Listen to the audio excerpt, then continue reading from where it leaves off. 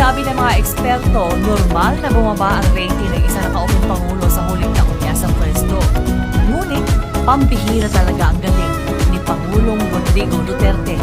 Bagaman plus 52 ang net satisfaction rating na kanya nakuha sa pinakahuling SWS survey o sinasabing may pagbaba, ito pa rin ay very good rating. Kung ikukumpara sa mga nagdaang pangulo, si Duterte pa rin ang may pinakamataas na satisfaction rating sa lahat ng pangulo ilang buwan bago matapos ang kanyang termino.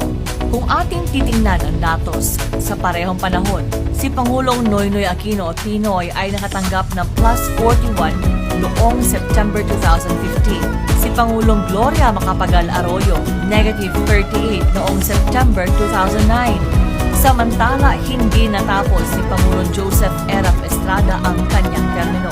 Si Pangulong Fidel Ramos naman ay nakakuha ng plus 35 noong September 1997, habang si Pangulong Cory Aquino ay nakakuha ng plus 10 noong November 1991.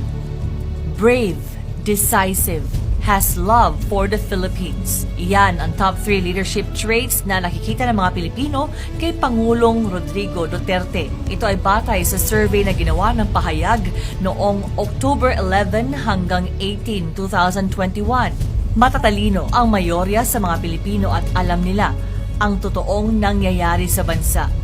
Hindi na sila agad naniniwala sa mga salita kundi sa resulta, mga magaganda at mabubuting resulta.